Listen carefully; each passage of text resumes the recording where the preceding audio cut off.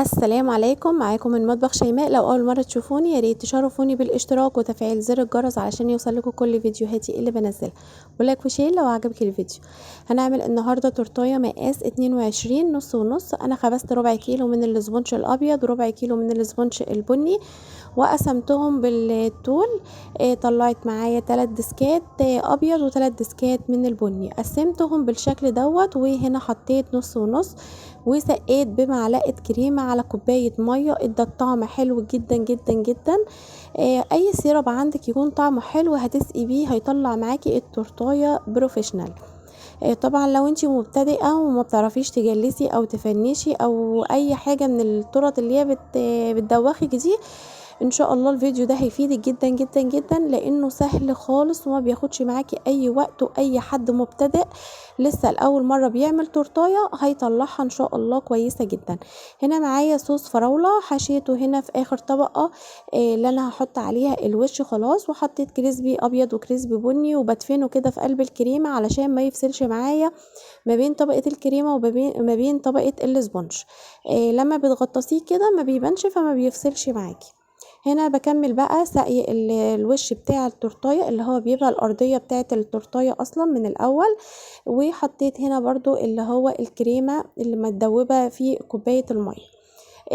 انا بستخدم ريتشي المتحده هنا عاملاها بالكاكاو، وعملتها هنا بصوا جامده معايا ازاي، عشان انا كنت ضربتها وحطيتها في التلاجة. الجو كان حر فانا خفت بصراحه ان هي تسيح مني او كده عبال ما اجي اقفلها، فكانت ماسكه معايا قوي لان كنت حطاها في التلاجة. وطبعا ده حاجه غلط جدا لان يعني صعبه جدا قوي قوي قوي في التجليس وعذبتني. يعني انا مسرعه لكم الفيديو هنا بس هي كانت مدوخاني جدا جدا. بجلس هنا النص التاني بالفانيليا بالشكل دوت. وهجيب السكرابر وهقوم مسوياها وادخلها الفريزر او التلاجة تشد معايا شوية علشان خاطر اعرف اعمل الوش النهائي. طلعت التورتايه دي بكام؟ طلعتها ب170 جنيه. هي المفروض كانت تطلع معايا ب200 جنيه، احنا اتفقنا المقاس ال22 هنخليه ب200 جنيه. بس بصراحة هي ما خدتش معايا فينش جامد او شغل كتير من فوق.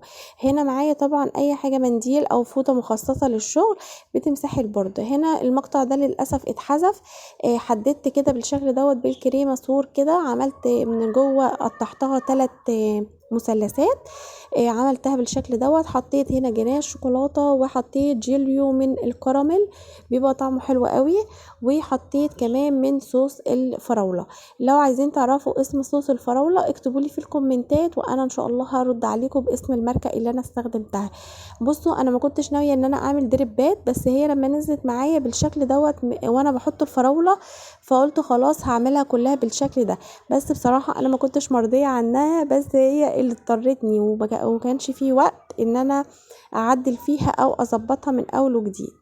فهنا بقيت معايا بالشكل دوت كده. حطيت شوكولاتايه بصوا عشان التورتايه كانت في الفريزر فشدت معايا، الجناش شد على طول، التوبنج شد على طول، وكانت بقى حلوه جدا وانا بقفلها كده في الاخر. حطيت كريسبي كده من الابيض وكريسبي من البني وحطيت الشوكولاتايه وبقى